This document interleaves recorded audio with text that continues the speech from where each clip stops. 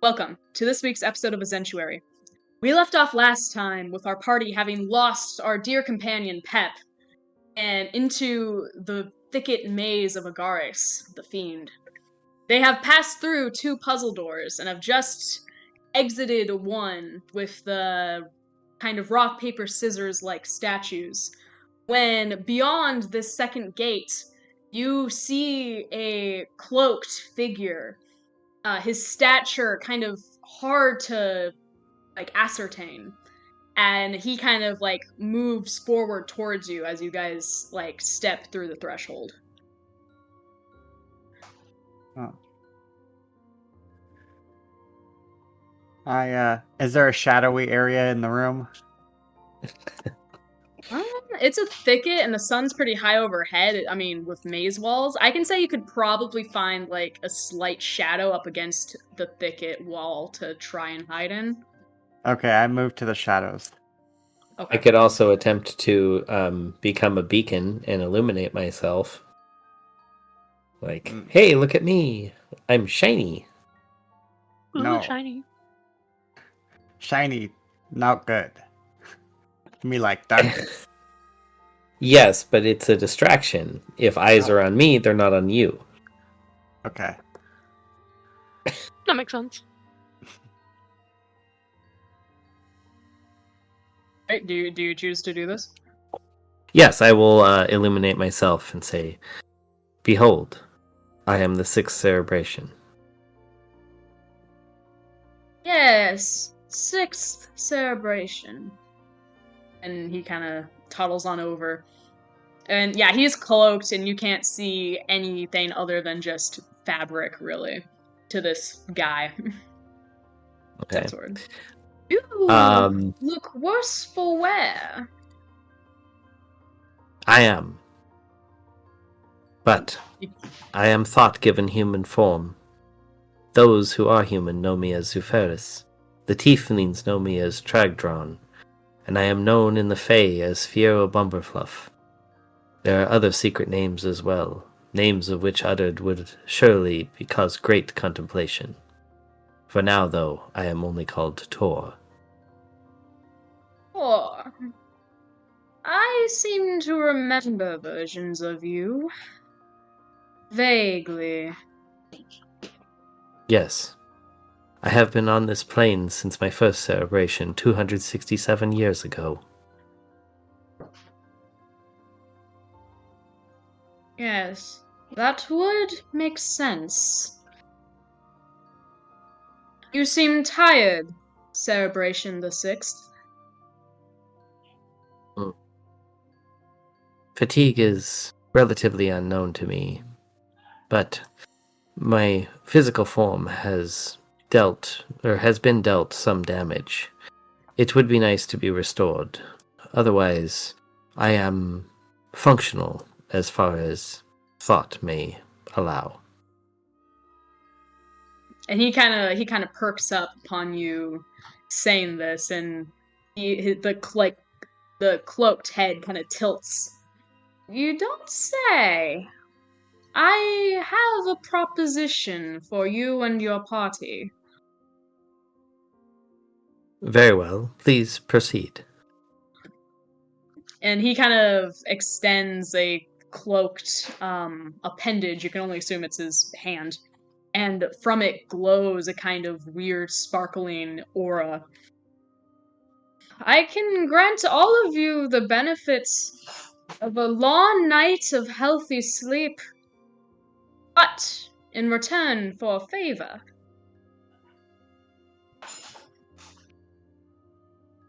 I am, of course, required to ask, what favor do you seek? That you cannot know until the time has come. I will ask a favor of one of you, at my discretion, and the favor will come at any time I see fit. Your party is destined for great things, and I would like to be a part of it. It is understood, but I believe I can speak upon my companion's behalf. We are not in need of such a trade at this moment. Perhaps a favor for a favor would be more appropriate. Explain what you mean. As you are requesting a favor, perhaps we should equally hold one for the future. We would equally exchange one as you are seeking. Roll a persuasion for me. That is... What is my persuasion? That would be a 13. Yeah, actually, he is thoroughly convinced. He finds this a very intriguing proposition. Oh, crap. Very well. However, I will say, there is a pack of hellhounds ahead on your path, which might not be the best audience if you choose to continue forth with no respite. It is understood, but I have certain abilities which you have not yet seen, and I feel that they will be less of a challenge than you believe. Therefore, I am willing to exchange the favor for a favor, as you have explained. He ponders on this for a second before kind of tilting his head back to an upright position. Very well. And he kind of reaches a cloaked appendage forward, as if in a gesture of you to like hold your hand under it. I extend my hand. He drops he drops a forked stick into your your crystalline palm. Okay. I grab it and give him a nod. Channel your energy through this, and the storms will be on your side. But do not forget, I have something to ask of you as well. I shall not. May the time you ask of us be as pertinent as the time we ask of you. He kind of nods a bit and then shuffles off to... Let's see, what way does he shuffle off? He shuffles off towards the... towards the left of you, so heading south. Okay. And then turns a corner in the maze and disappears from sight. Right on.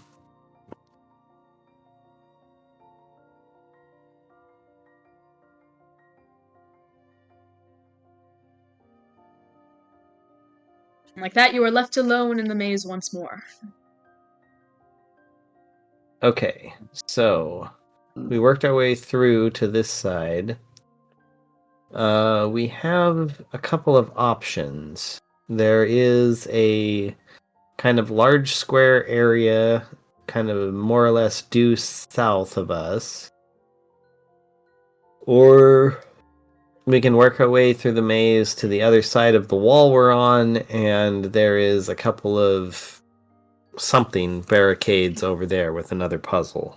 Companions, what do you think?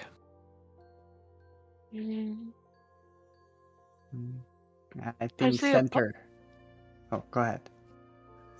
Oh, I was gonna say the opposite. I'd say it might be best for us to try and get out of the maze as soon as possible, so it might be good to try and get on that other side there so we can exit. But we have to find Pep first. Do we know that Pep... Hold on. Do we know that Pep is actually, like, in the maze, or is it... Do we just have to get through it? Yeah, we talked to... You summoned the demon, and he told us... that's right. Yeah, that Pep is here somewhere, because this is... Our option was to go basically through this and get him or deal with the demon. So we chose to do this because dealing with the demon was just silly. Okay. Then, yeah, I guess we should go to the middle, then. To the middle. Okay, where that big square is? Mm-hmm. Alright, so I guess we will head for that. Alright. You head that way, and as you kind of approach, you kind of hear these laughing, boisterous voices. Some in common, and then some in Cassius you recognize as infernal. Mm-hmm. And yeah, you guys come into this clearing, and it almost looks like some sort of fantasy break room. There are like kind of a few tables here and there. You can see like an ice box, along with some like crates of small snack items kind of littered around. And in the center of this kind of larger area is a large table where a bunch of imps are sitting around and playing some sort of game. And they look up as you enter. Okay. I will raise my hand. Greetings. Yusora uses her psychic communication to tell the others, don't eat the food.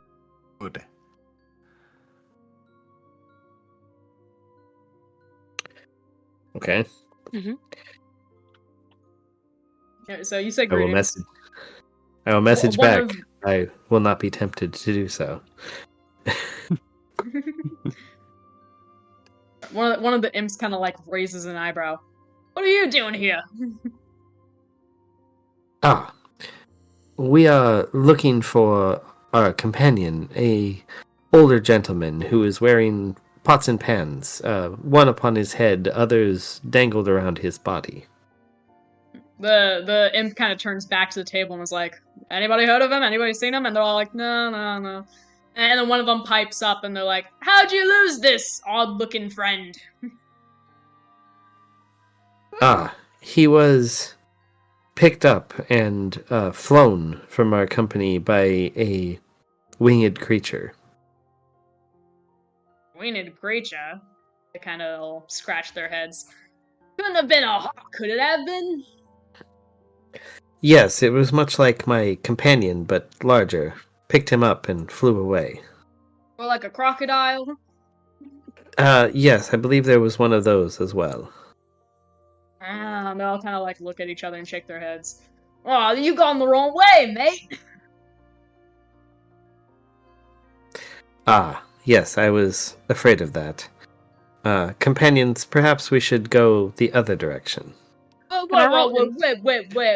We can't let you go now, you see, it's kind of our job to stop you from getting that way, but, you know, work's hard. We like to take time off and kick our feet up on occasion. Ah, yes, this is understood, but, could I provide you a bit of warning before you decide to take action against us? They all kind of like murmur and look at each other, but they turn their attention to you. You see, we are, how can you say this? Rather deadly. If you choose to attack us, we will have to kill all of you. And, I'm confident at least a couple of you did not wake up today deciding that today was a good day to die. Yeah, they all kind of like look at each other and murmur again, like, oh, no. Paul did, probably, but I don't know. They kind of look at you and they're like, well, you know, we're not the only way that you can get stopped, you know, there are lots of magical traps or other around here that we're supposed to tend to. So even if we die, we can't guarantee that there aren't any other magical things that'll stop you. But how about this?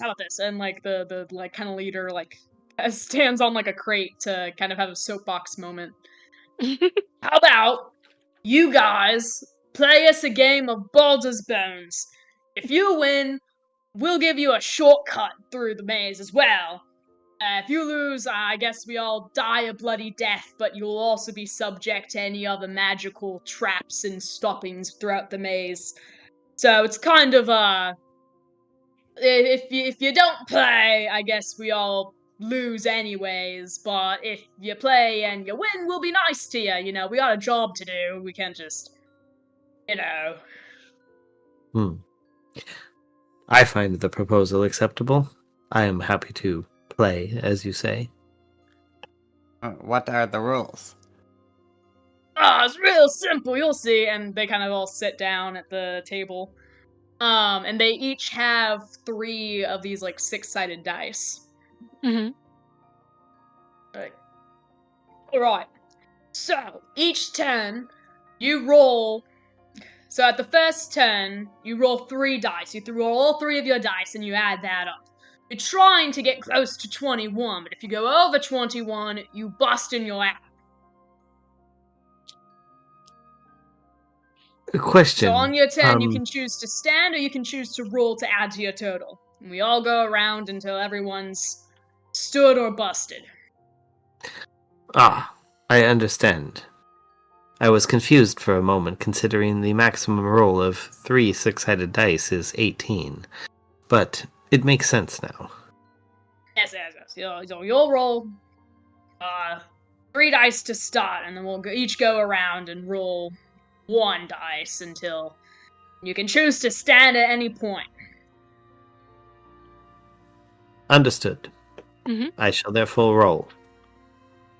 Oh yeah, and I will tell you, Tor, if you remember, you picked up 3 dice from that one Yes. dungeon from those cacklers that were playing.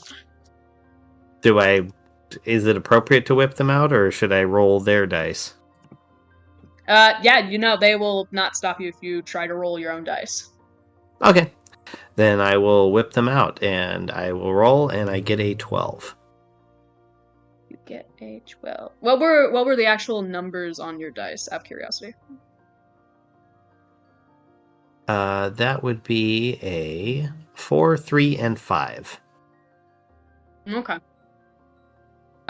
For storytelling's sake, I'm gonna say you actually roll a 10, and the 3 dice rolls on a 1. Okay. So I roll a 10.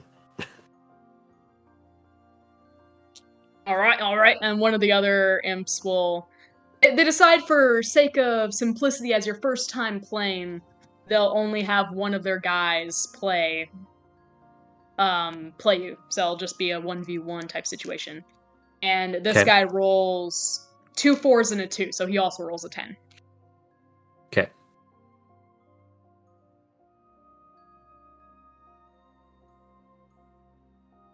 And the imps will be like, all right, newbie, do you choose to stand or roll? I'll roll. All right. My second roll is a 5, 4, 1. You don't have to roll all the dice on after Well, the I'm first sorry. I needed a roll, so I was rolling. All right, sorry. Yeah. After the first turn, you roll 1 dice. Oh, I thought I was rolling all 3 every time. So I rolled all 3, and I got a 5, a 4, and a 1. So I don't know how you want to use that. Okay, that's fine. All right, so your total is 20. Yes. Which They I'll all stand. They all kind of go, oh, new guy's got skills. And they kind of pat their imp on the back and go, all right, mate, your turn. He admires your moxie of rolling 3 dice, so he's also going to roll all 3 of his dice again. And he gets 12 and he busts. All the imps at the table kind of go, yeah! And they kind of give their guy a hard time. They're like, oh, mate, you lost! Only babies could have won that game, mate!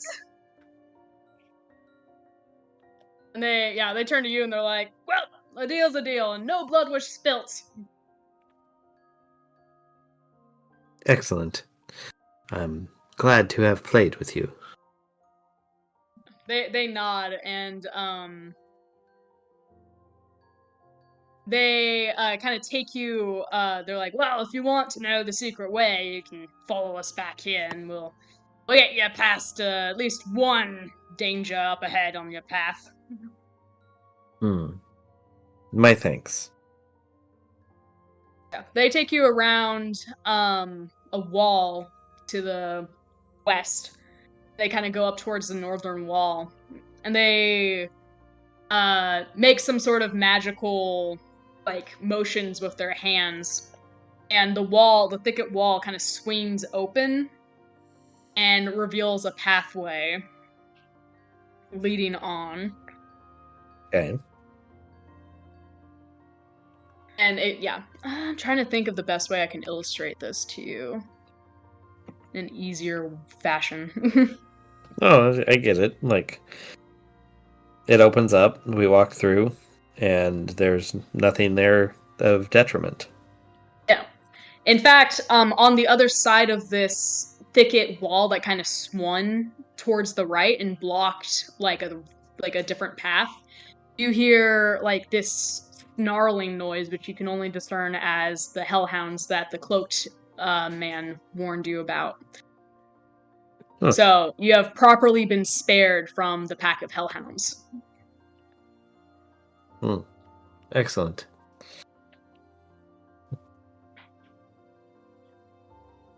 Canines do not like me for some reason.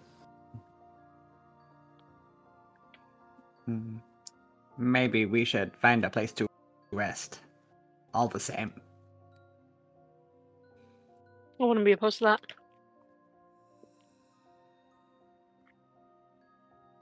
Ah, my apologies. I did not realize you were in need. Well, one of the imps overhears this and is like, "If you want, we got space. You can rest. It's okay." They're very accommodating imps. Often, if you're in need of entertainment, there's something to the south if you're interested. And they all kind of nudge, wink, wink at each other. If I you suppose. wish to. No. Companions, if you wish to take this impish invitation, I will gladly watch over you. Yes. I don't need sleep. Just need to repair. I mean, yeah, I just need some hit points back. Yeah, you guys can probably take like a short rest.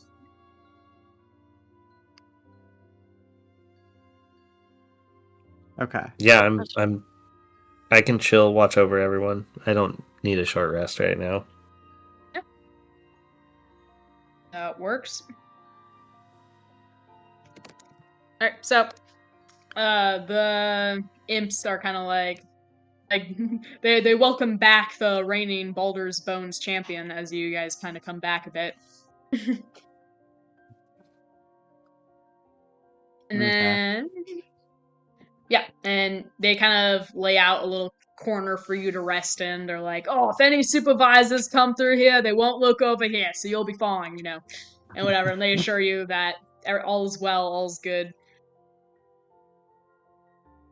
Okay. Yusoa uses her tinderbox to light a little fire and to warm up some of her tar and tar up some of her cuts and stabbings. Nice.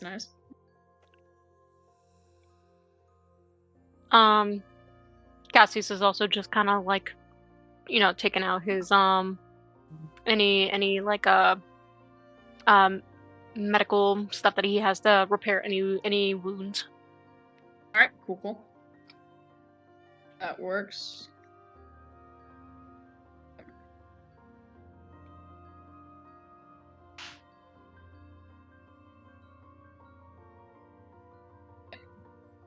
So, Cassius, you, for like the benefits of a short rest as well, like you just roll like however many of your hit dice. Mm-hmm.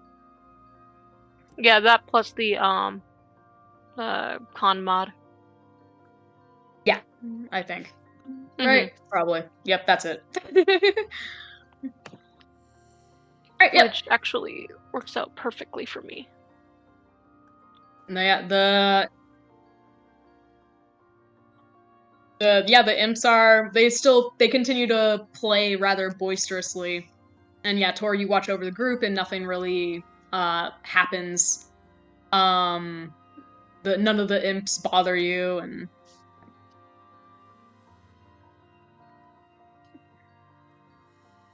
you do notice at one point that a group of imps kind of comes from a southern path, and they seem very intoxicated and they're laughing and kind of nudging each other and whatever as they like kind of make their way back to the table where Baldur's Bones is being played. Fascinating.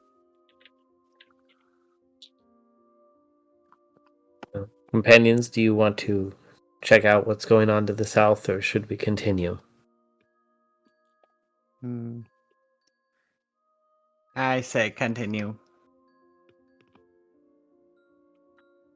I guess we can continue if Pep really needs our help that much.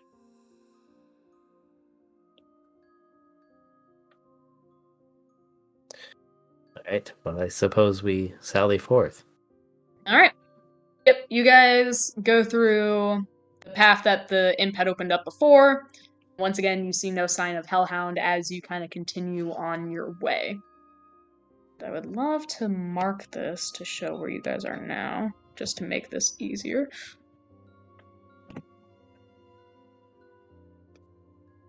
This can happen quickly. That's all right.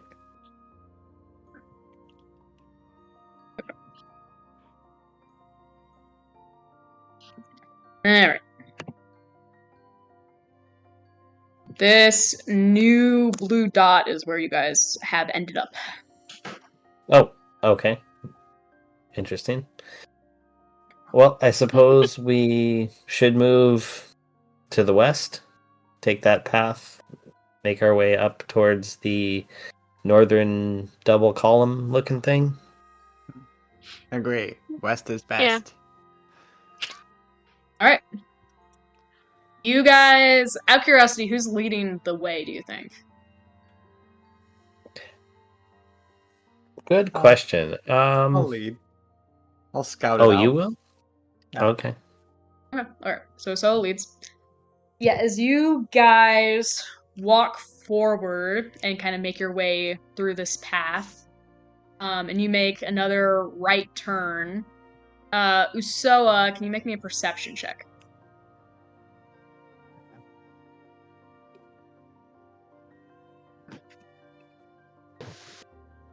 Yeah, that's an 8.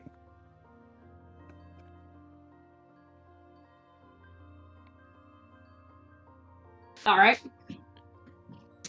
Yeah, you don't notice anything, but as you walk forward, your foot lands on a bit of ground, and you hear kind of a weird humming sound as a... I duck to the ground. I duck to the ground. You duck to the ground? Yeah. I'll grant you that. But as you duck to the ground, a magical cube kind of forms around you and encases you. It's transparent, so your parties can see this happen as this transparent cube fits around you. It has a bluish tint to it. And as you guys look on to Usoa in this magic cube, you see a magical number of 300 appear on like the far wall and begin counting down as this cube begins to slowly condense around Usoa.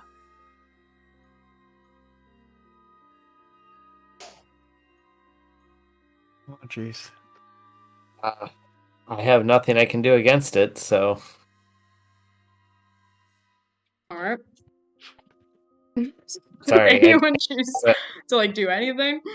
You're so I mean, I don't have I don't have a That's counter bad. spell. I try to stab the cube and get out. You try to stab the cube.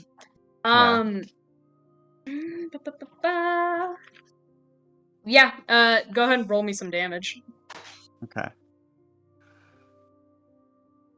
I'm assuming I'm using my dagger. So 1d4 plus 3. Okay. Oh, jeez. That's gonna be 7 piercing damage. Nice. That you deal 7 piercing damage to this cube. As your dagger and your hand, or your dagger attached, your hand attached to your dagger hits the walls of the cube, a magic force is reverberated through it, and you take 4 radiant damage in the process.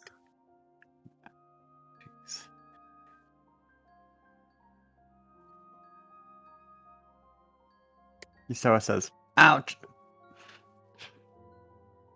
And the cube continues to condense. Crap. Jeez. Look for a lever somewhere. Yeah, Roll me okay. investigation. I investigate the local area. Hold on, I gotta get back to my other sheet. Investigation. Oh, that's 8, and never mind. I look around and not one. Oh shit. Okay, I'm gonna investigate that. Sorry. Yeah, go ahead. Yeah, for sure. Alright. That is a 15. Alright, Cassius, as you look around the room, you see that there's some faded scraps of parchment on the ground. 4 of them, to be precise. Okay, I'm gonna pick them up and take a look at them. Alright, you see that they are posters for different bardic colleges. There's one for... the one you pick up is for the College of Dance, and it depicts a bard doing an intricate ribbon dancing number. Oh god. Okay, what about the other ones? Alright, the second poster you pick up is the College of Satire, and it shows a bard as a jester, kind of hopping about and doing, funny, quirky little things. The third poster, I'm assuming you're picking up all of them. Yeah, I'm picking them all up. Yeah. The third poster is for the College of Mime, and you see a performer pressing their hands against an invisible box. Oh. Okay. And the fourth poster is the College of Tragedy and shows a bard performing a dramatic eulogy on stage. Okay. Yusoa wants to know what they say. Do you tell her? Yes. Okay. Alright, so you communicate all this information. Yeah, Usua, how good are you at miming? Maybe you should mime a door that I can open. Get out of box. Fuck it, alright, yeah. Can I just, go up to, this cube that's around her, and, pretend I'm, opening a door? Roll me a performance check. Oh, fuck, okay. Where's my performance at? There it is. That's a 13. Yeah, you mimic opening a doorknob and swinging open a part of this box, this cube, and in actuality, part of this magical barrier does come away with you as you mimic opening this door and makes a hole. Yusoa jumps through the hole. All right. Yep, you do this, and with 16 seconds left on the number timer, as Usoa jumps through the hole, and then the cube kind of collapses on itself with nothing inside and disappears. Oh, close call. Good job, Well Ivy. done. Very much. I did have a 5-minute timer on that. Well done. God, okay. Yes, I am glad you have escaped. I apologize for my inability to give you a you-googly. I am a terrible you-googlizer. Okay. Oh, it's okay, Crystal One. Thank you. Risks My must be taken when scouting. yes, it is agreed.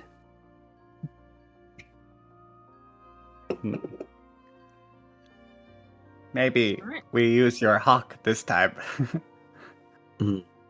That would be a wise choice. Alright, so how are you using the hawk, if you are using hawk? We'll direct it to swoop down and actually fly about maybe 5 feet off the ground through the channels of the maze, basically leading us through.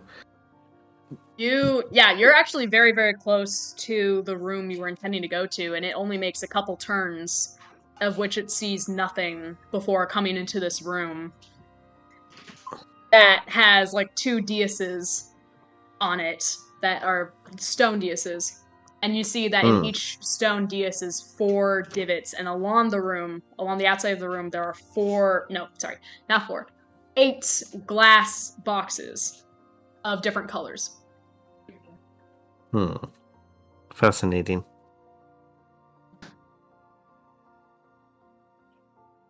Like 4 on each table, I assume. Yes, so each dais has 4 divots in it, and then along the room on the ground are 8 different glass cubes, and they have different colors. Okay. I assume like red, orange, yellow, green, blue, indigo, violet. The glass cubes are 2 of each: yellow, red, blue, and white. Ah. Yellow, red, blue, and white. Interesting. Companions. This is most curious. I am familiar with the cayenne, magenta, yellow, and black approach, but not this white. The white is confusing to me. Are you guys still using the hawk to preview the room, or are you in the room at this point? I'd say we walk into the room at this point. Yeah. Yep.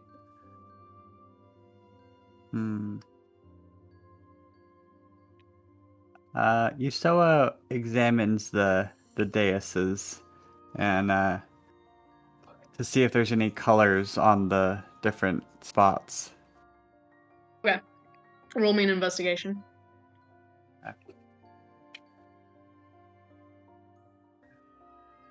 And that one. Yeah, they look. You kind of squint, and yeah, all you see is stone, really. Yeah. There might be some Right. sort of like indentations on the daises themselves, but you don't notice anything about the divots.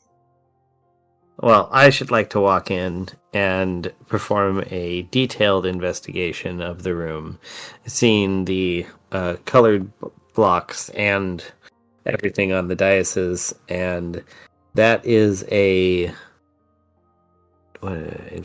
investigation 27. Holy shit! Okay.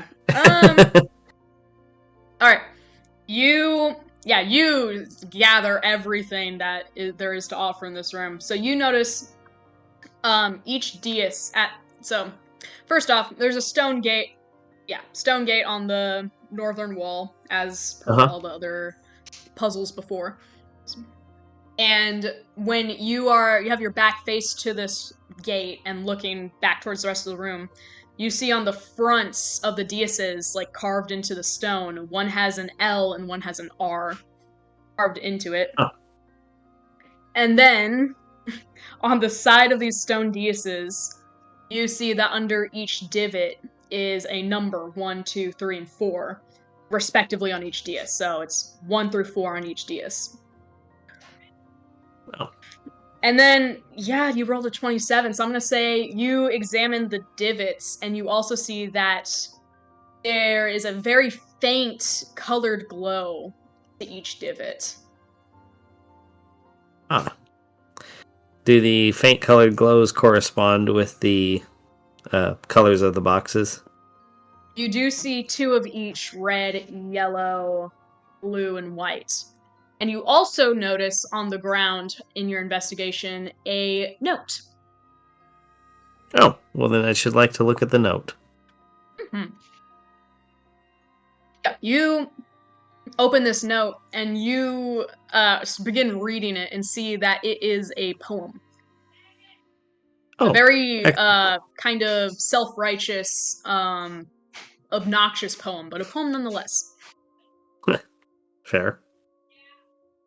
And I can read it aloud, although it is quite long. Please. And I will also send it in chat, so I don't have to read it more than once. Okay. Alright. The poem reads as follows. One can write a lot and still never read. If you had read more, you might have been less green with envy of others. Read of struggles, read of those who yell. Oh, what fun disasters you can read about. Like the ones where the purple get away, or the thousands lie dead, or even stories of broken hearts. But on the other hand, finding those kinds of stories on the Rainbow Range can be kind of strange. Who left it there, and why, to tell the truth, makes my mind run wild with curiosity. Might the one who left the medicinal book be riddled with gangrene? Does one who reads about death suddenly become one who strangles people until they turn blue? If people are defined by what they read, what does that make you? All right. So, read of those. So basically, like a green, purple, green, blue. Mm-hmm. I'm assuming that matches more or less with the colors of the faint glows. On the divots? Yes, Which DS are you looking at? The one that says L or the one that has an R? the L to begin. Alright, the L. From 1 to 4 on the L DS, the colored divots are red, white, blue, and white. Huh.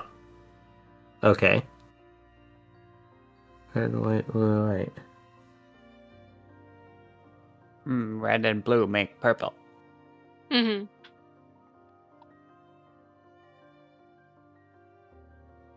No. Always accepting of the input of others. Please proceed. Do the boxes have left and right on the box? The boxes don't have anything other than they're literally just made out of 6 panes of glass that have been welded together. And the panes of glass are, red, blue, yellow, white. Mm-hmm.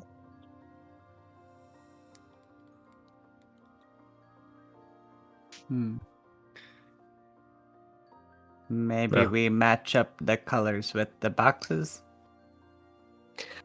Yes, I would agree.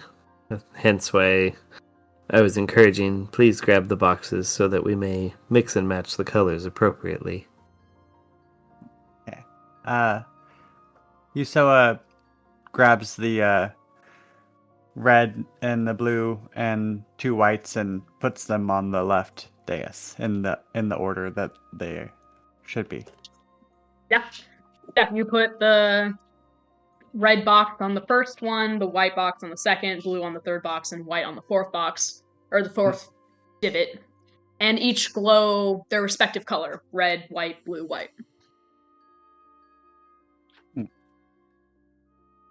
Okay, Yusoa does the same on the other pedestal. Wait, what are the Let's- colors on the other pedestal? Mm-hmm. On the R dais, from 1 to 4, the divots glow red, yellow, yellow, and blue.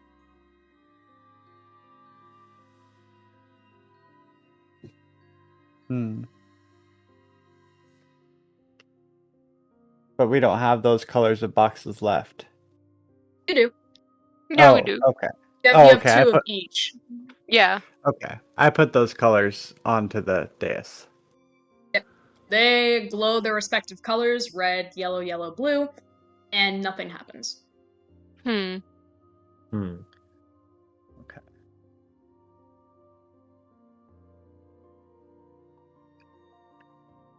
The poem has colors. How do we make those colors from what we have?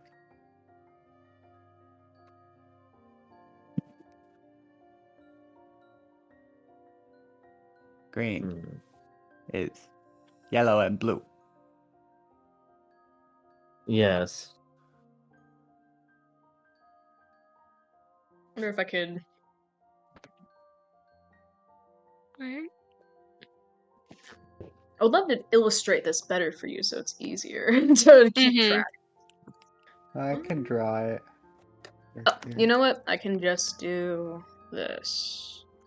Sarah needs to get off my paper.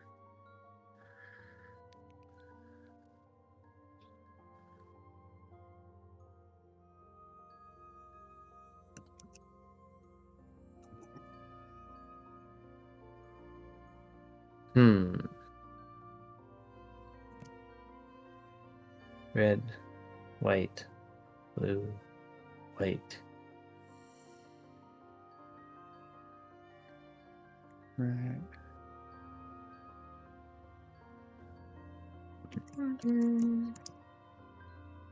Oh, shit. Red. R4 is that. Alright. These are what the divots glow on each of the respective DS and number spot. Okay. Is that helpful? Red. Yes. To someone. Somewhat.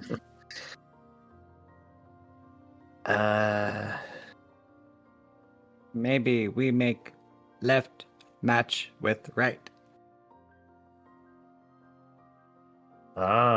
Make them equal. Hmm. So make put a red in L1 and a red in R1. Let's see. We can make L2 yellow to match R2. Well, of course, what mixes with blue to make yellow? Nothing. Right. L2. Okay.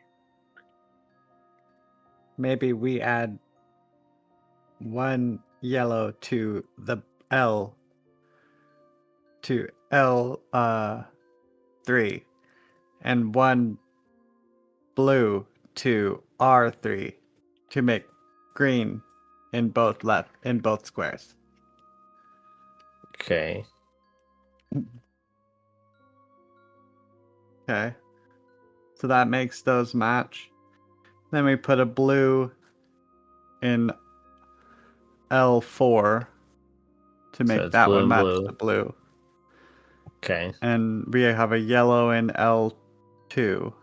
That makes yellow and yellow. And then they all match. Okay. Interesting approach.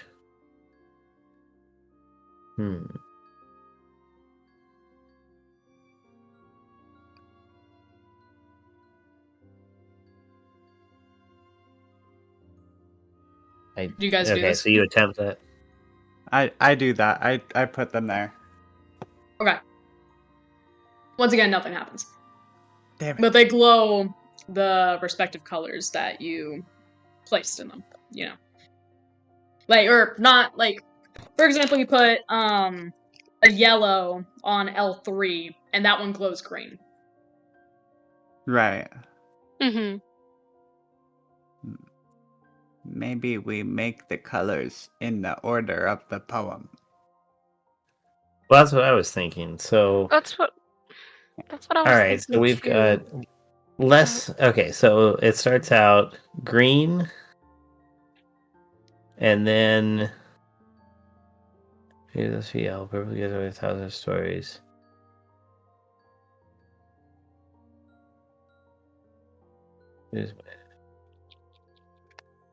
Yeah. So we start with green.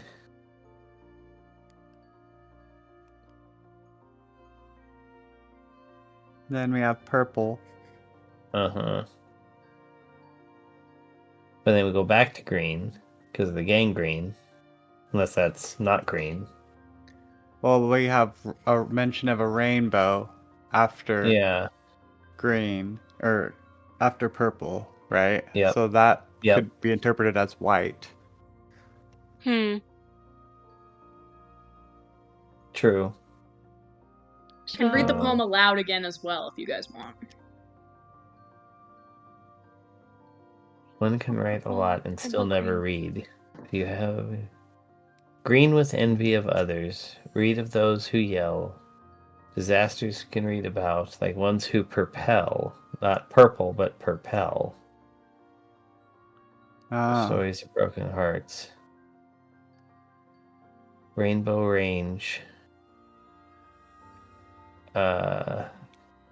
Rainbow Range is red, orange, yellow, blue,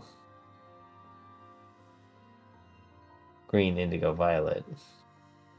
That's all the colors. Which in light theory, all the colors together make white, I think. Yes.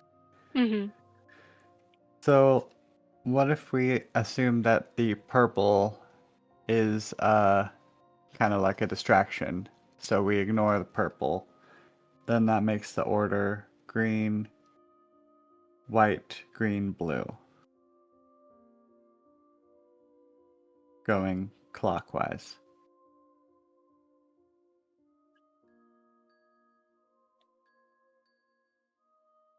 I don't know if that's quite what it is, because if we go to this in order, red doesn't make green, you know? That's true. So with the L1 and the R1, they're both red. We can't really make green out of that. They're opposite side of the color wheel.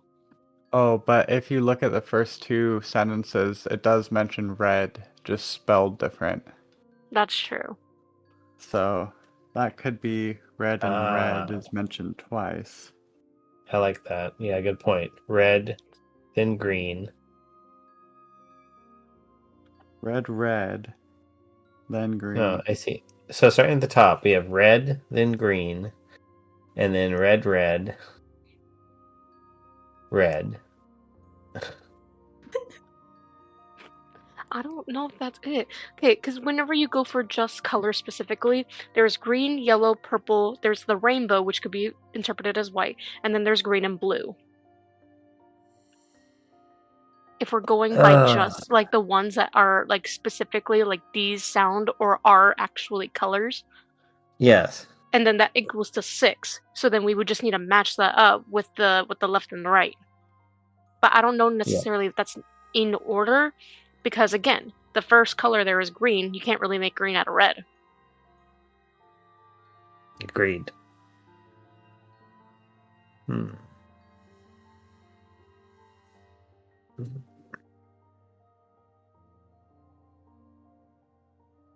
Hang on, I'm still writing down my idea here, so give me a second. Mm-hmm.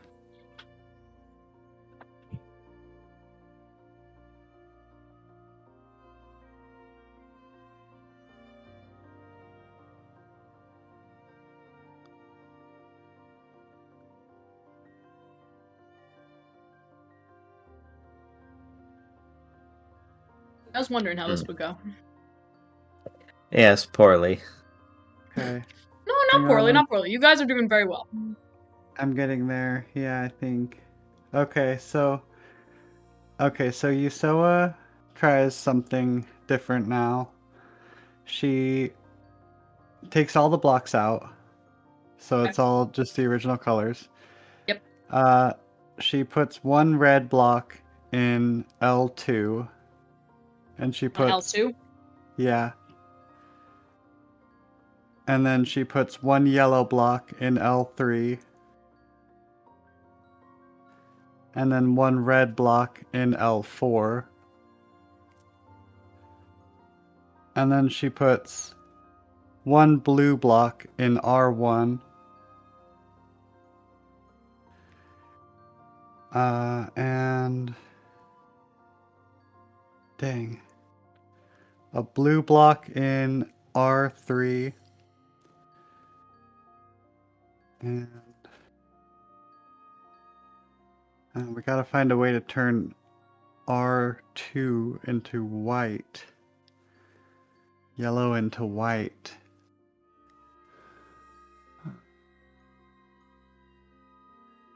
And we have a white block? Oh, do we have a white block? Yeah, we have 2 of each. Red, blue, white, yellow. Okay, I put a white block into R2 then. R2. Yep. So the blocks are, okay, so you put them in L2 through 4 and R1 through 3. Okay, so When you put the blocks in, they glow the following colors. Like, as you put them into the respective divots. So, red, the red block in L2 glows red. Mm-hmm. The yellow block in L3 glows green. The red block in L4 glows red. Okay. The red block in R1 grows. Wait, no. The blue block in R1 glows purple. The white block in R2 glows yellow. And the blue block in R3 glows green. And nothing happens. Okay. So for the yellow block in R2, could I just stack one of each of the other colors onto that one? Like, stack multiple blocks on it? Yeah. Yeah. I mean, you could. Okay, I try that. So, what blocks are left? Gosh. You stack... What, a yellow and a white block on top? Yeah. Yeah, they glow yellow and white, respectively. Oh, okay. Or yellow and yellow, respectively, on R2. Okay. Yeah, that makes sense. Oh, well, I tried. Sorry if I mix up the colors. I have a lot of notes that I'm trying to keep track That's of. okay. And it's still thinking. Dead minds work slowly.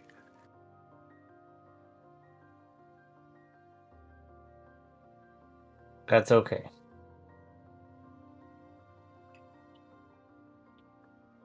Okay. I'm looking through this again. So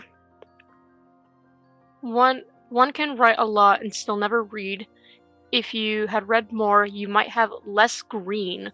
So there's definitely, even though we had gotten 2 greens in here, I don't think that we have as many green as it's making it out to be. Struggles, rid of those who yell.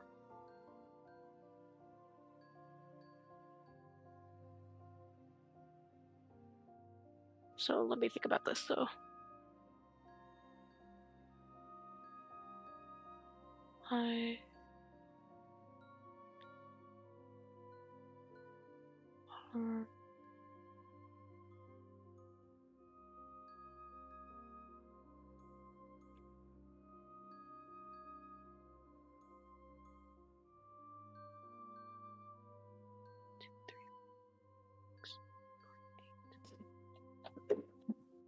Okay, I did my math incorrectly. So we only got 6 colors from that, but there's 4 divots here. 8 total. Or yeah, sorry, 4 on each one. That's what I meant, sorry. So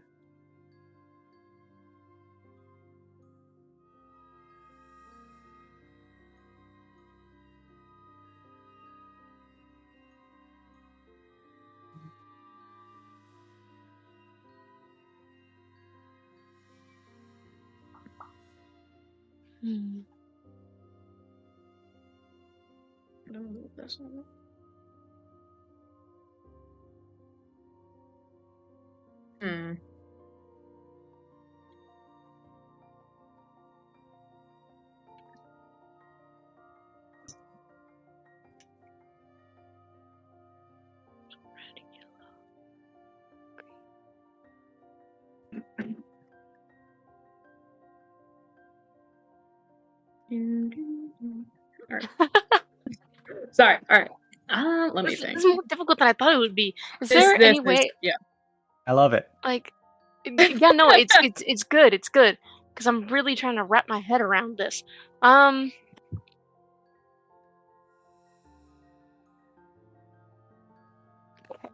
Yeah, I am too. Cassius, can you roll me an investigation as you're like reading this poem again? I got a 21. Okay. You are reading it line by line, and you notice that there are some strange punctuation errors or like words that look too close together in this poem. Mm-hmm. I was thinking about that earlier. Yes. Okay. So those stand out to you. The words that look a little like closer together than than the rest of the poem is written.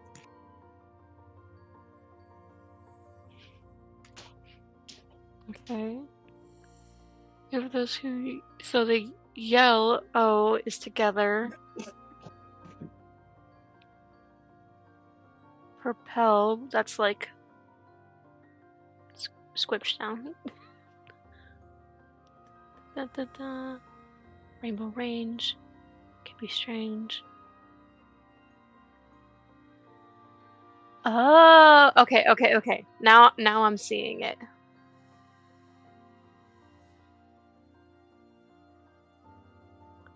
Okay. Let me go through this one more time. So, need a new page. So, there's green. There's yellow.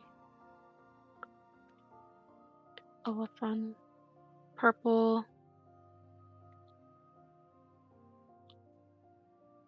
On the other hand, finding those stories on the rainbow.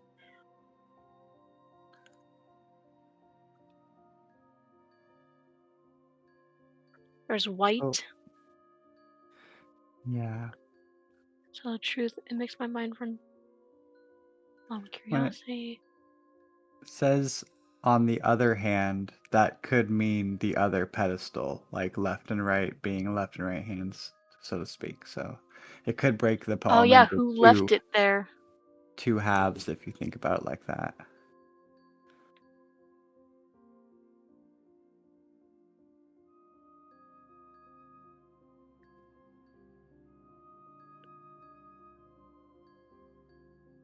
Fuck, I know I'm missing one, but I can't tell which one it is.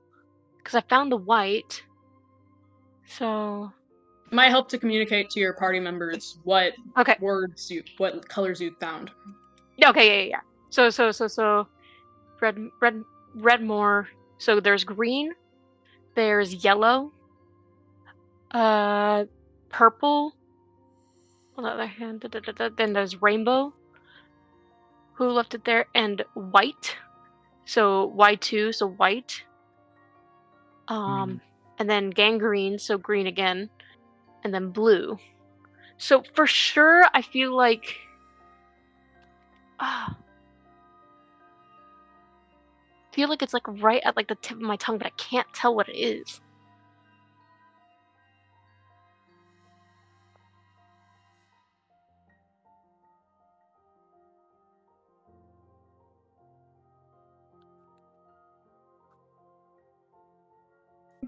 Oh, interesting. I didn't notice the yellow. Huh. Red of those who yell "oh." Yeah. Okay. Mm-hmm. And then Yeah. So yeah, you got the binless green with envy. Red of those who yell "oh." Like the ones where the purple, so purple. On the rainbow range, that's like together. But that's on the other hand. Who left it there in white? So Y2. Be riddled with gangrene. And then strangles people until they turn blue. Okay.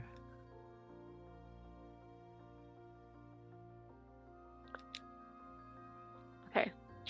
Let me think about this here. So, do this. Do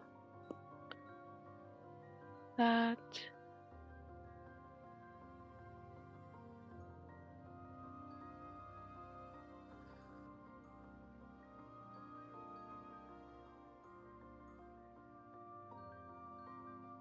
But then...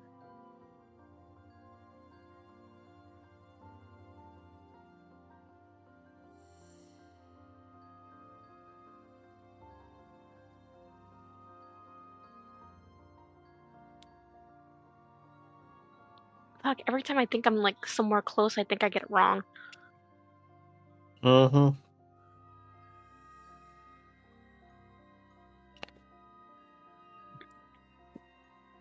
Not to play God, but you are very, very close. You're doing great. Don't second guess yourself. You're doing a good job. Thanks. Thank you. Cassius, roll me another perception check or investigation check when you're reading this. Mm-hmm. That's an 18 in investigation specifically. Cool. Yeah, as you're kind of looking this over, you flip the piece of paper around, and you see like a kind of like a business card on like the other side of just like this this riddle's brought to you by Agaris Industries, and like it has like contact information and whatever, and just to be like, you know, you know, like when you like you find something and like a business has put their like wow, if you like this work, you should check out our other work, you know, like hire us, you know. Oh my god. That's Yes, I'm reminded of a Department of Treasure, goblins or otherwise creatures that are employed to put treasure into dungeons for adventurers to find.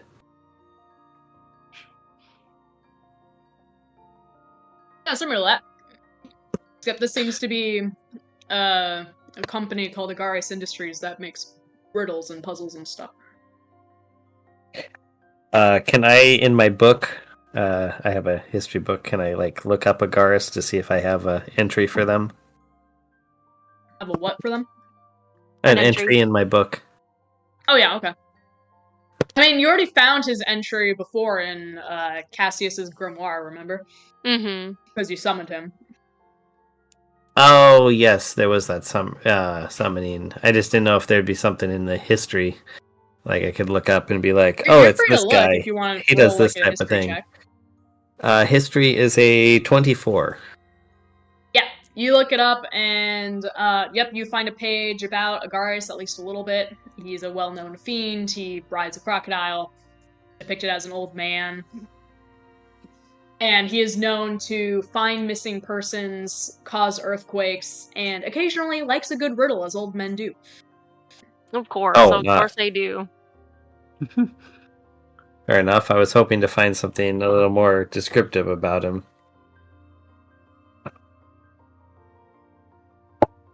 Like, what is it? Like, episode 1 of Darkwing Duck, when the nursery rhyme that the scientist sung to his daughter was the series of buttons needed to push for the doomsday weapon.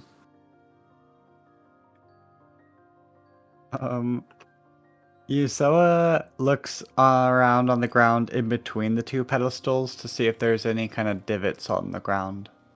Okay, roll me investigation. Okay.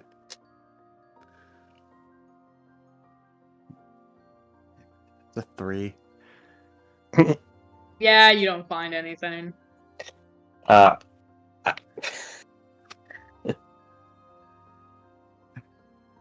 Normally I'd help, but I just want to be like, hey, what you doing down there? Maybe there's a place to put extra color in between two pedestals. I'm kind of like batting my hands around blindly on the ground and like scraping my boniness along to see anything. You know what? See. Roll to hit with like your dexterity. Okay.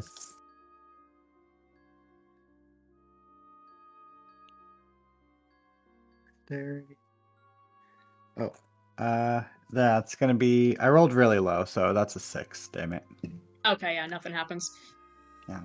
Just out of curiosity, for funsies. Yeah. Really boning up on the riddle down there, huh? Crystal man, crystal being. Now it's not the time to make fun of me. Help me look. Okay, I can look. You want me to investigate the dirt? I'll investigate the dirt. Use your light. Make it brighter. Okay, I'll glow. I glow brighter, and then I look. I do an investigation. Go ahead and roll with advantage, since you've glown brighter. Alright, with advantage, that's a nat 20. All right. You're like thinking to yourself like this is stupid, like nothing's gonna be down there. But as you glow, you see something, some sort of like almost like a trigger plate like on the ground that you didn't notice before that's kind of covered with dust. And as you kind of brush the dust away, you see what is the symbol? It's like a person symbol that's like etched in this plate, and it says something about accessibility reader thing. Huh. Companions, this entire puzzle appears to be ADA compliant. Handicap button. Let's press it. Yes, Alright. I believe so. This perhaps is for someone in a wheelchair. Obviously. But anyways, as you press down the button, Cassius, you look back to the poem you're holding. Oh, it doesn't have the things. No. All right.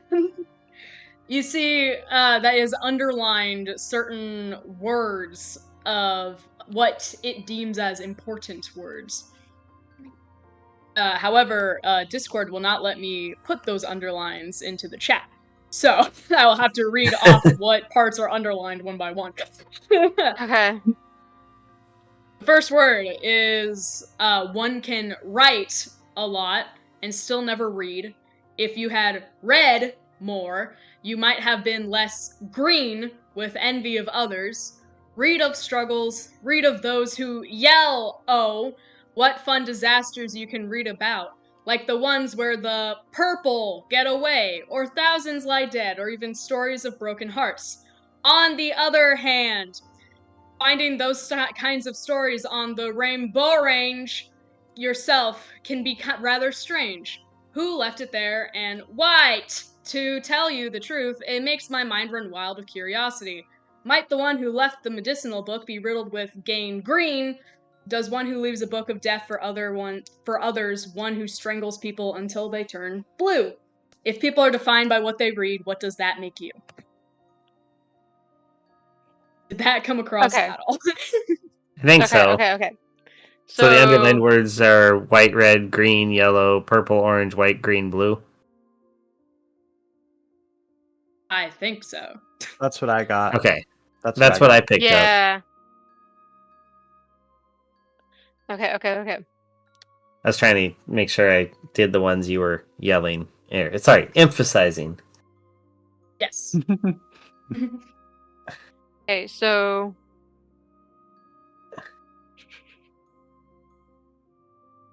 there's white and there's red. Alright.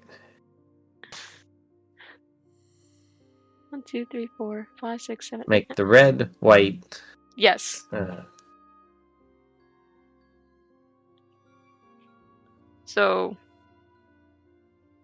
we put white for the red. We're gonna put a red for the white there. Yes. A yellow for the green or for the blue, and then another yellow for the white part. Yep. We're gonna put a blue over the R. Yep. Wait, that has to be orange, I think. No, the next Does one's it? orange. The yellow becomes orange, so that becomes a red. And then our 3, we have to change from yellow to white.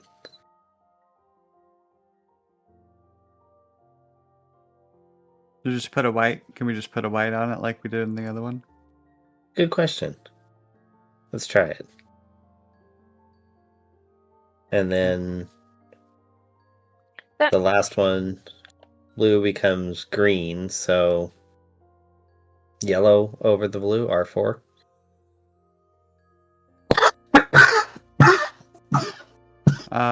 Let's try it. But I think according to my colors, they got a little mixed up with this placement. Yeah, I think I got mixed up because I broke down fucking 9 colors. I know. Yeah, I have and 9 I as think I well. fucked it up. I yeah, we- emphasized the poem 10 times.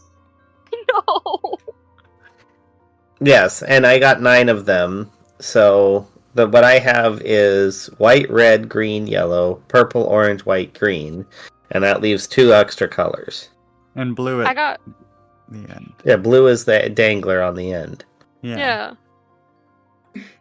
White, red, green, yellow, purple, orange, white, green, blue. Yeah, You same. can write.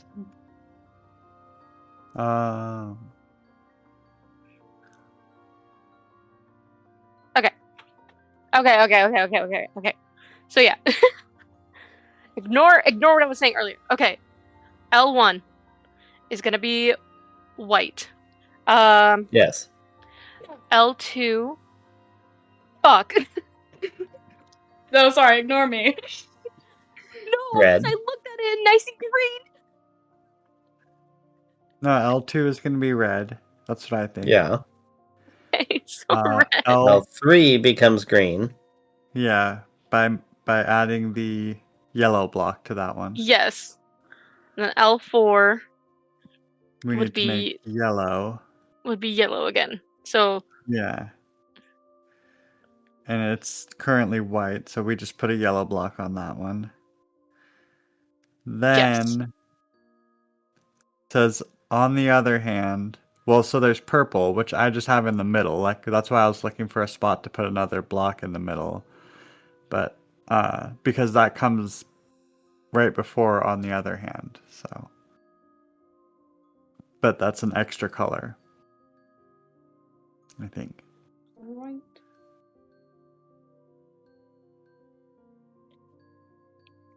So let's forget about purple for a second and just move on to after on the other hand, I think. Because we have our left hand laid out. okay. So on the then other hand, we have orange to start. we can't right? use orange though because we already used up 2 yellows. So I feel like we have to go with the purple on that. We have to go with the blue. And then the next one is that yellow right there. So we have another red that we could use if we did want to go for orange. But then there's still that white that's in there, which we can't really make. Again, we can't make white out of red, yellow, or blue, because then it's just gonna make red, yellow, or blue. So I'm gonna scratch that. I say we do another blue to make that green, and then we use white for the blue at the end. Does Okay. that do anything? No, nothing happens. Fuck. Okay. I will just read the underlined words of the poem. Okay. Because that is what you're getting, essentially, not me just going, at every word that is underlined.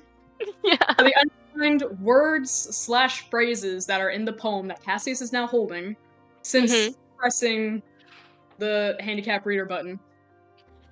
The words that are underlined are right, red, green, yellow, purple, on the other hand, rainbow range, white, gangrene, and blue. Okay. So 9. So, okay. Right. Yeah, so here, let me write this out again. Okay. R. Okay, White, red, green, yellow. Okay, I see now. I'm opening my third eye. I can see this. Okay, so for the left, what we're gonna do yellow, we're gonna do white, we're gonna do another yellow, and then we're gonna do a blue block. And then for the right side, we're gonna do white, and then we'll do another blue. We'll do another white. R4. You've already used 2 whites. Have I? Fuck. You have a white Okay. on L2 and a white on R1. Yes. Okay. So Hold on. RYBW, RYBW. So I've used a yellow, I've used a white, I've used another yellow, and I've used a white. Or no, a blue, and then a white, and another blue. And then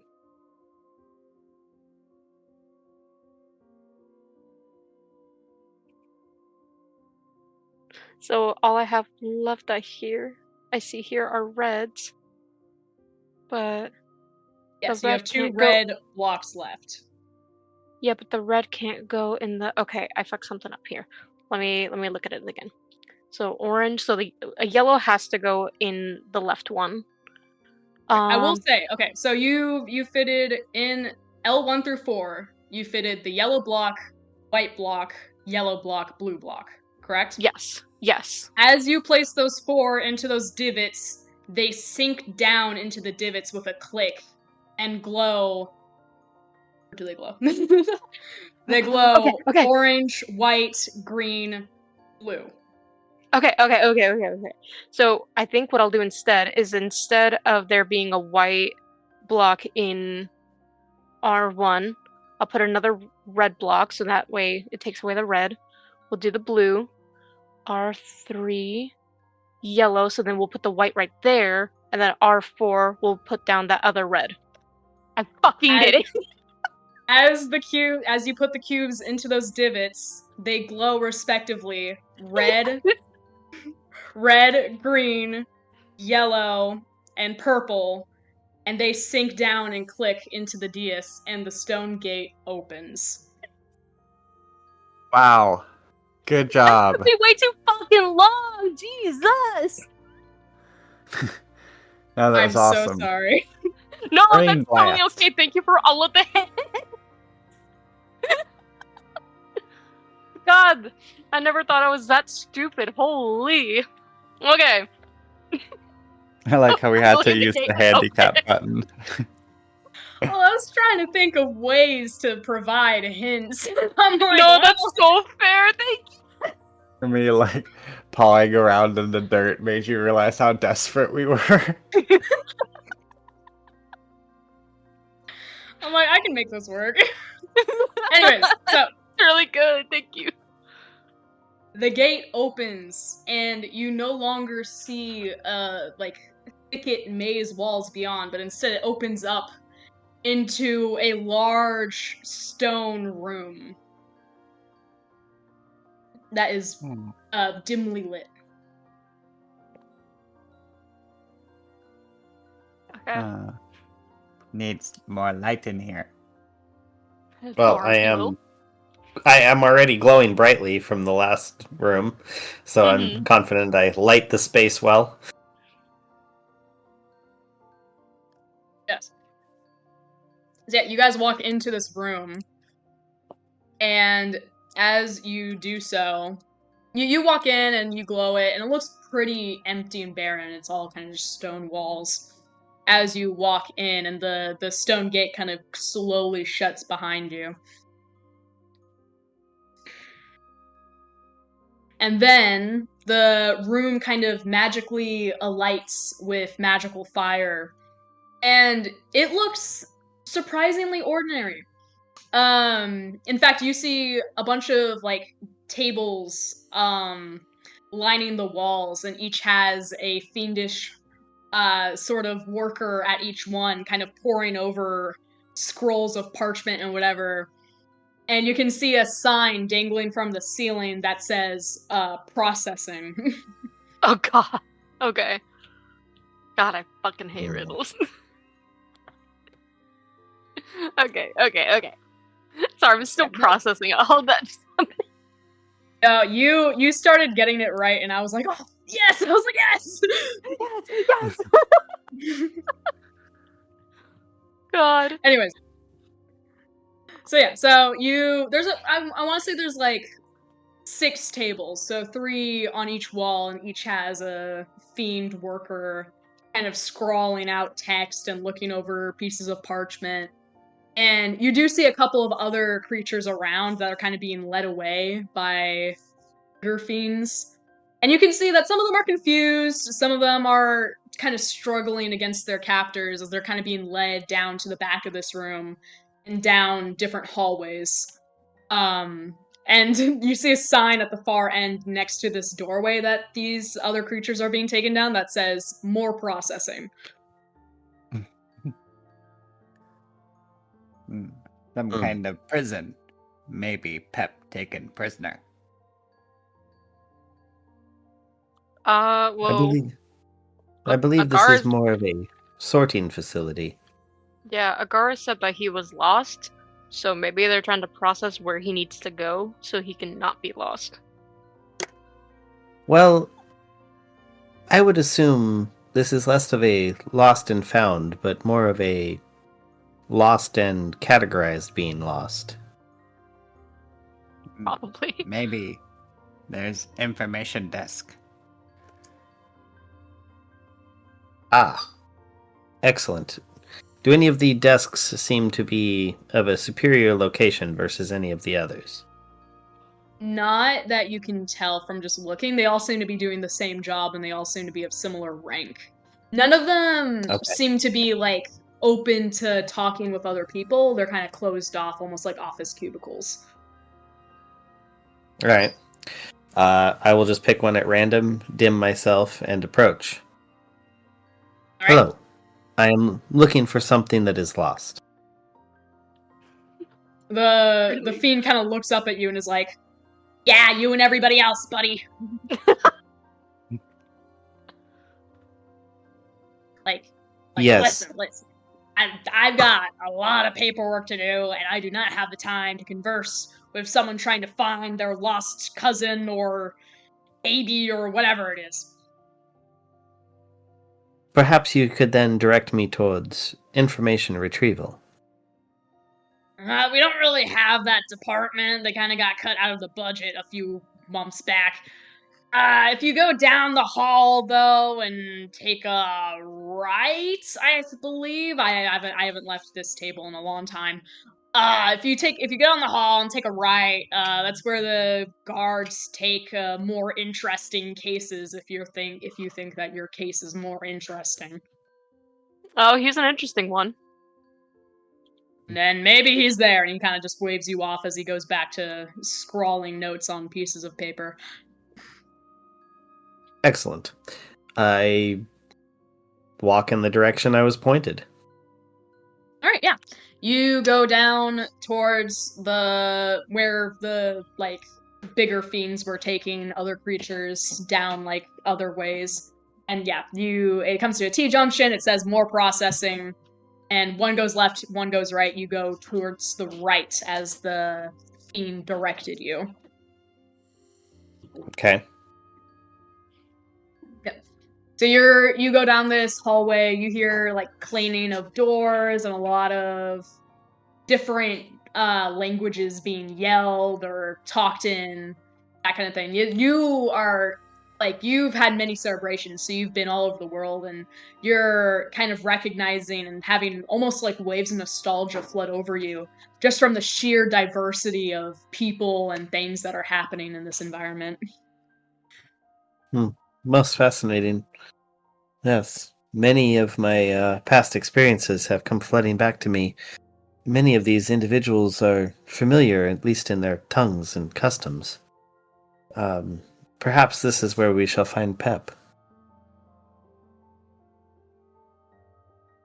Yeah. As you walk down this hallway, there are several doors on either side of the hallway, and you can see that upon glancing in, you kind of see there's like porthole windows in each of the doors. And glancing through these windows, you can kind of see how these different lost persons are being categorized. Some are being categorized by. You can read the plaques outside of these doors, and they have different, very random organizational labels, such as big noses, or purple shirt, or third son of a second cousin removed.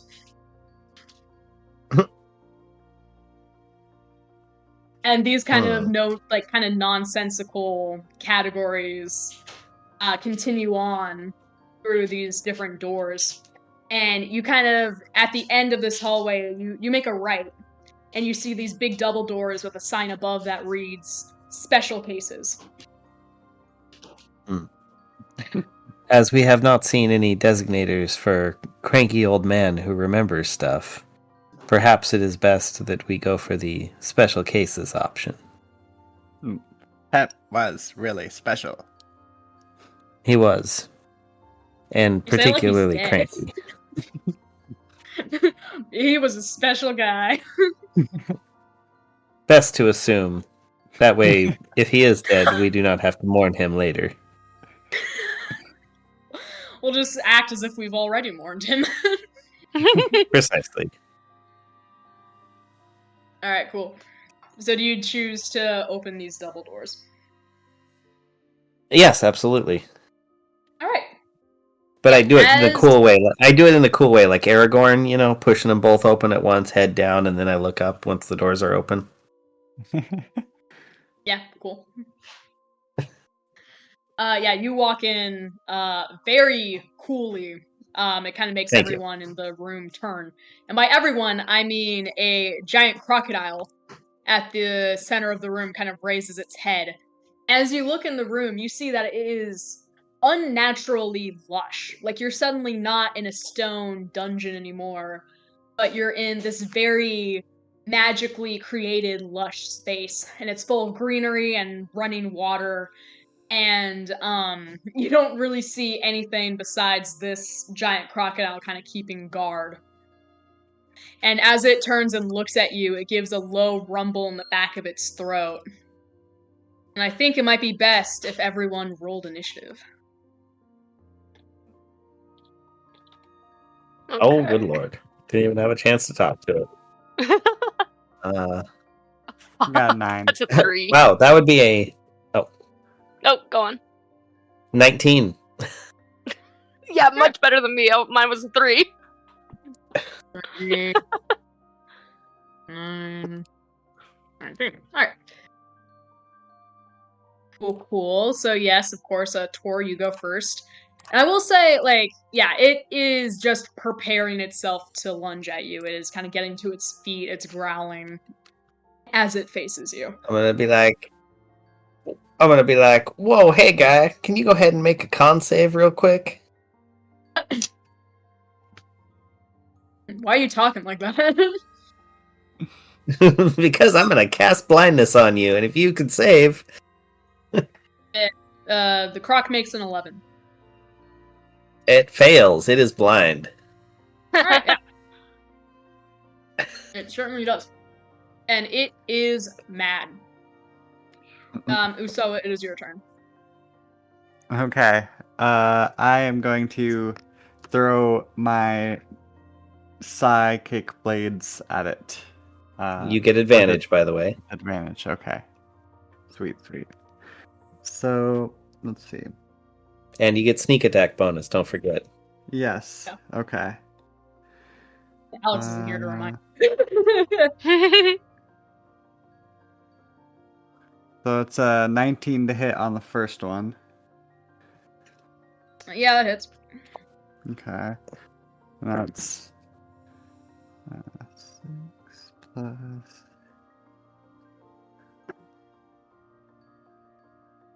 So that's 12 psychic damage on the first one. Okay. The second one is 24 to hit. That hits. And that is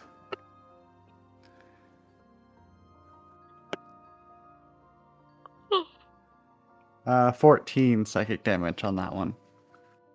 Dang. Thing. All All right. right. And with that, we go to the croc. And he's kind of angry, not gonna lie. So, he, at first, is going to try to make a tail attack and just kind of turn and swing his tail at the group of you to try and hit someone. I'm gonna say probably Cassius will be the target. Fuck. And he has to roll disadvantage, so the first one is like a that. Yeah, I rolled very well. That's a 24 to hit, Cassius. God Jeez. damn, alright. Holy I rolled a crap. 16 and a nat 20, so Wow. All right, yeah, well that does hit. Which, by the way, I didn't get the updated armor class for the shroom armor. That's right. Let me look 1 sec. Let me just. I'm gonna Yeah, say for sure. 24 hits anyways, but Yeah, well, yeah, 100%. let's see. This is it's equivalent to that is not helpful. Roll 20. Okay, 1 sec. Mm-hmm. We're gonna call it the best light armor possible, so it's gonna be equivalent to studded leather. So it's gonna be 12 plus your dex modifier. Okay, so 12. So that's now a 13 for me, which I was already at a 12 before. Hey, that's one. You know, Yeah, it's still something. it's still something. You just gotta up your dex, and you'll be better. Yeah, that's true. That's true. All right. So, how much damage was that? I did not roll it yet. We got Okay. distracted. Oh my My bad. That is 12 bludgeoning damage. Oh fuck. Okay. And roll me a strength saving throw. Oh god. Okay. That's only a 9. You get knocked prone. Fuck. Okay. And then additionally, it has multi-attack, so it is going to try and bite at Tor.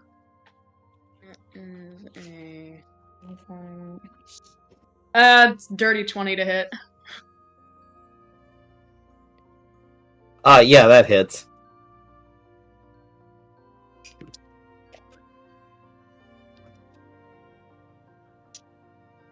I mean, Yeah, that's I'm not only dodging that. 11 piercing damage, but you are Ouch. grappled in its jaws. Oh joy. And Cassius, it's your turn. Great. Thanks. You're welcome. Well, what the fuck can I even do? Let me see.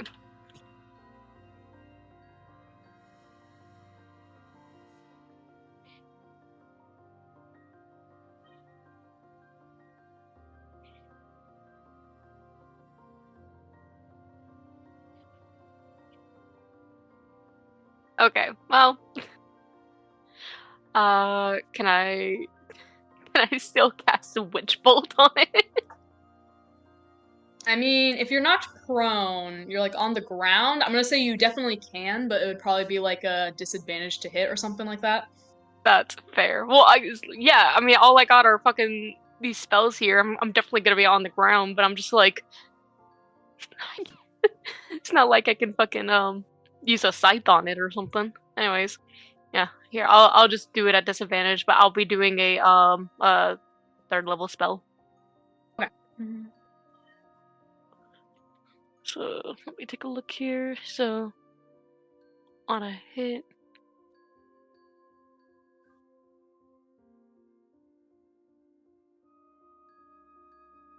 Okay, yeah. Either way, it does not do shit. So because it was a 4 and an 8. Yeah, it does not hit. No, fuck. All right. There goes that spell slot. Sorry. Can I get up at least? Yeah, I'll grant you that. You weren't able to cast a spell, you can use your action to get up. Cool, thank you. Alright, Tor, it's your turn. You are grappled. Grappled, They make a which means strength there's- saving, or yeah, you can make some sort of saving throw, depending on what you choose to do. Yeah.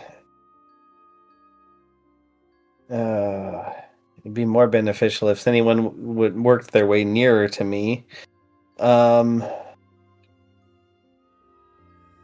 Oh, what am I gonna do?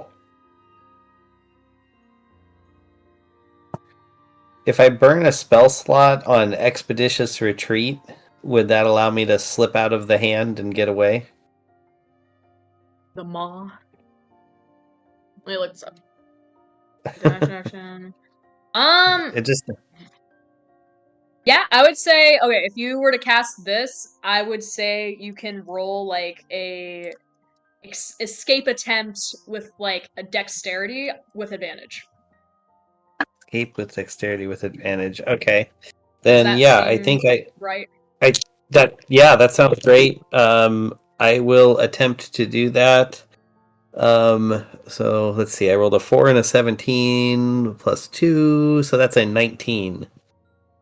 Yes, you slip out of the croc's jaws. Its teeth are so big, and it was not expecting such a hard target that you just kind of scrape against the teeth and manage to fall out of its jaws. Awesome. So I'm gonna do that, and I'm gonna move. Since I'm doing it as a I guess. Wait.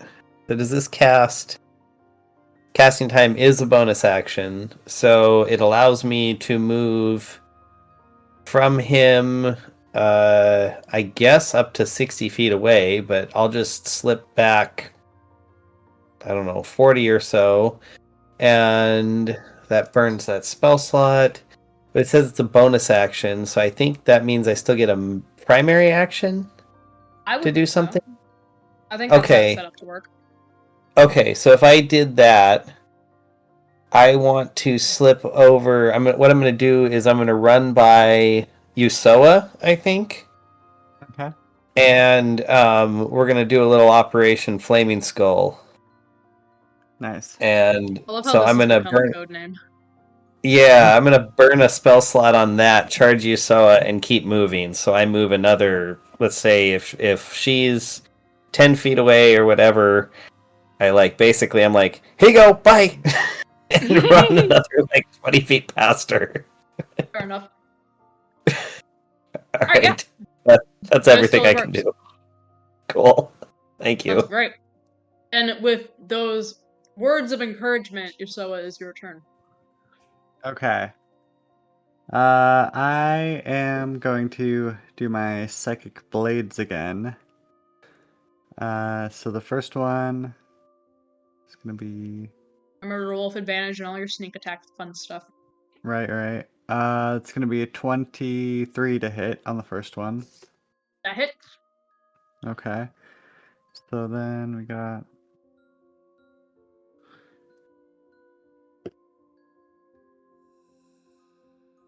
so that's 8 psychic damage. Okay. Second one is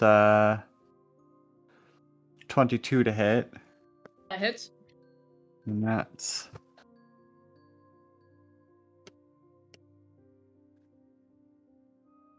10 psychic damage. Okay. And then I open my mouth.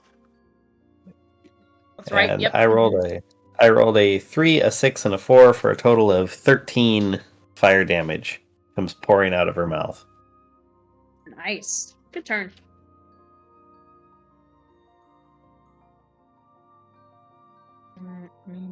Check. Yep. All right. Cool. That is very, very good. And we are back to the croc. And he is gonna slam his tail on the ground to cause a tremor to try and knock you all prone.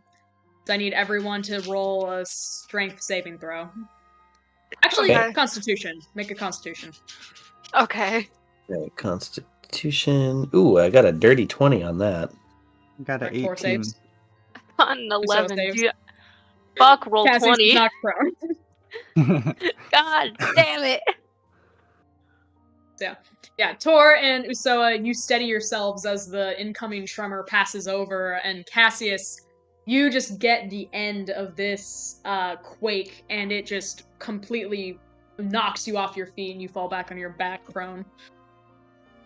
And then it is gonna try to bite at Usoa with disadvantage, and I'm gonna say that's not gonna hit, because he rolls a 10 to hit. No, that doesn't hit. Oh. And we are back to Cassius on the ground yet again. Okay, how far away is the croc from me? I'm gonna say, 20 feet. Fuck. God fucking damn it. Okay, well. How far can I crawl towards the croc? I mean, I would say, half your move speed or something like that? Yep. So, I think that's it's totally like fair. 15 feet. Yeah. I mean, it's half your move speed to get up and then move half your move speed, or I guess half your move speed to crawl. Okay.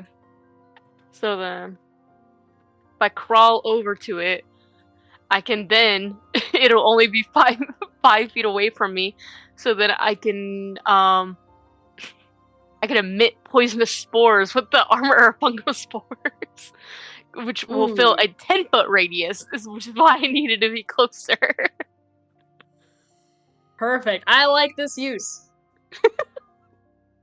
So it needs to succeed a DC of 15 of a Constitution saving throw. Sure does. And he gets a 11. So he fails. Yes, yes. That's what you get for knocking me over. Alright, and he has the poisoned condition, which only inhibits him more. Does he have, like, double disadvantage now? I don't think there is such a thing. On But well, now he has disadvantage on ability checks, too, so... Yes. There Exactly. you go. He's extra not doing great. Mm-hmm. And he will continue to take damage from the poison. Okay, so he'll take, like... Well, the poison condition doesn't say they take any damage, but I'll say he should take damage. Yeah. Well, I guess... You make it like 1d6 poison damage for every turn he spends in the poisonous cloud. Sure, that sounds great. Yeah, and with that, Tora, it is your turn. Alright, I am not sure. So let's see. I'm out of my high level spell slots. My lower level ones aren't great, so I'm going to expend a charge from the Wand of Wonder at it, and I will see what that does. I need to grab my D100 real quick and roll a 56, which gives me darkness. I cast darkness upon it. And it's just extra blind. It's blind. Yes, apparently. So just as like a backup in case it can see again for some reason, it is now in darkness, a 15-foot radius sphere. So it's like very, very blind. God damn it.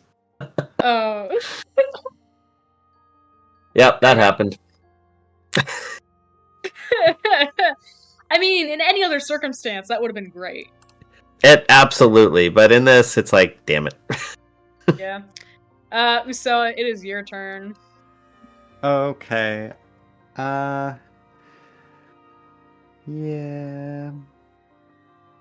I'm going to shoot it with one of my... Actually, I'm just going to try to stab it with my rapier. I'm going to jump on top of it and stab it in the back of the neck with my rapier. Okay. Gonna be 20 to hit, dirty 20. That hits. Okay. 28.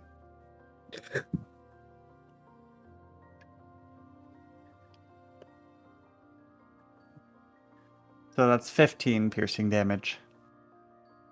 Nice.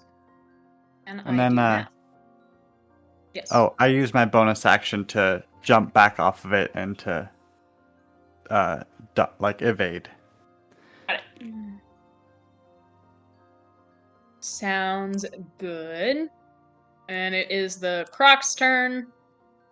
You've disengaged. I think it's gonna try to snap at Cassius for letting out those spores. With disadvantage, it gets a 15. It's a what? Sorry? It's a 15, which hits. Yeah. And, oh my gosh. It does... Math.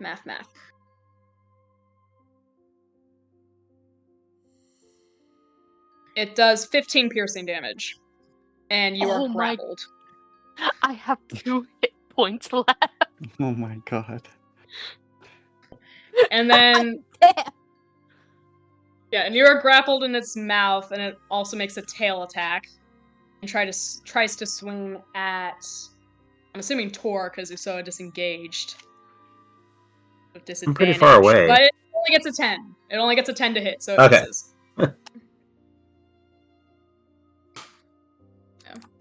Cassius, it is your turn.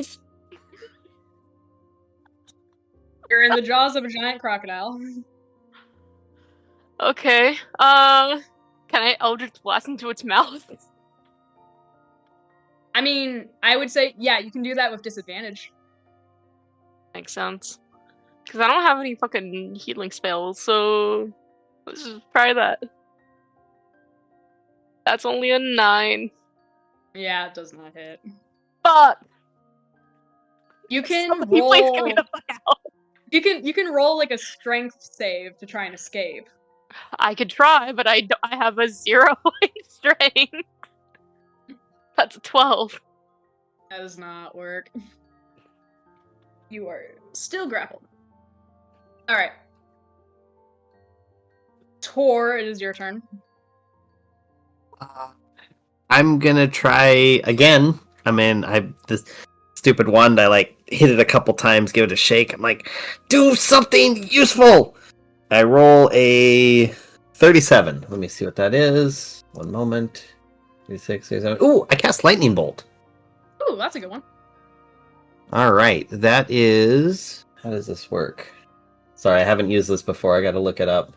Oh, all That good. is 8d6 lightning damage. Holy shit. So, yep. So that is 35 lightning damage. Yeah. Okay. You strike this giant creature. Do you want to say something cool as you do it?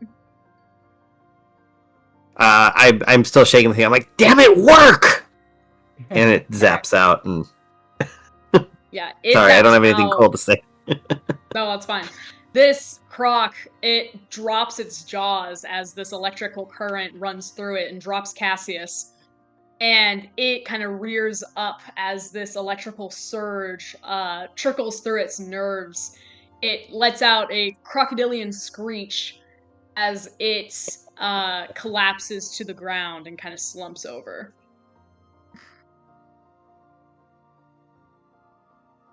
And it lies on the ground, motionless before you. I just kind of look at the end of the wand and like, finally, jeez. Yusoa goes over to the croc and cuts out its eye with her dagger. Damn. Okay, you have a humongous eye now. How big is it? I mean, it's a huge beast. It's like 15 by 15 feet. I want to say it's well, I guess like maybe like a 1 foot like diameter eye. Okay, will it fit into my backpack or no? I will say at least you can use some rope and like kind of tie it around in like a net around the eye and like hang it off your bag for sure. Okay, I do that.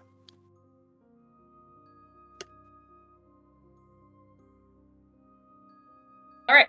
And as this croc kind of slumps over, you recognize a familiar shape as Agares, the old man from before, kind of steps out from like a shadowy like foliage space, and he's like, "Oh, my crocodile! Oh, that was my crocodile you killed!"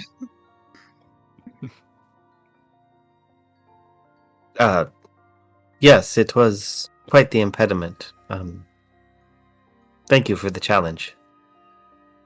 You know, it takes a while to grow those things from young to like eat out your hand and stuff like that. Yes, I am aware. Again, our appreciation. You took our friend. Vengeance. Yeah, we'll take our old man back, please. And I sort of shake the eyeball at him. He kind of gives a little sigh and hangs his head and goes, "Very well, I'll take you back to the special cases." And he kind of sounds very ashamed and very sad. But he begins to lead you back through this foliage and like through trees, and you hear this like kind of music sounding forth as you kind of draw back like the leaves of this magical, like lush area. And you come into a clearing. Your eyes widen with what is before you. And that is where we will end our session. Oh, We'll okay. pick up here next time.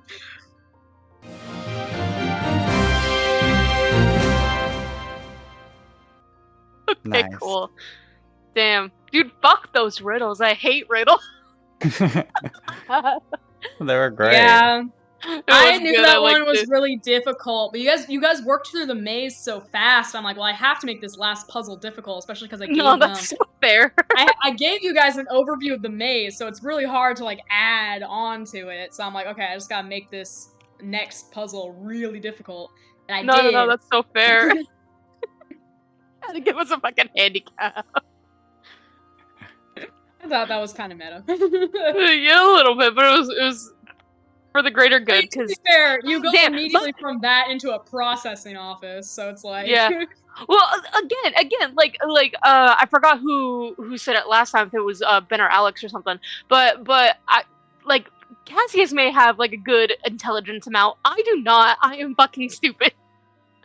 You figured it out though. You got it. Like you started got saying it. what was like the right order of things, and I was like, yes. I was like, finally. Yes. Yeah, I know I made it really tricky. I'm sorry, but you guys got it. You guys are smart cookies.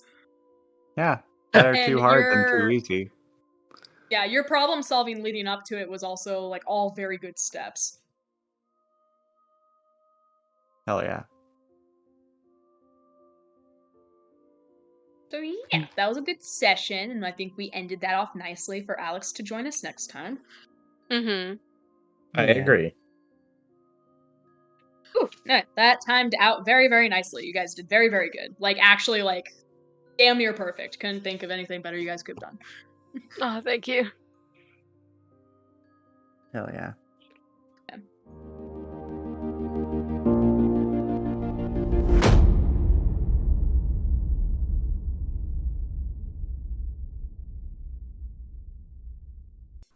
This has been an Azentuary LLC production. Find us online at azentuary.com for character bios, merchandise, Patreon, and more. Thank you for listening.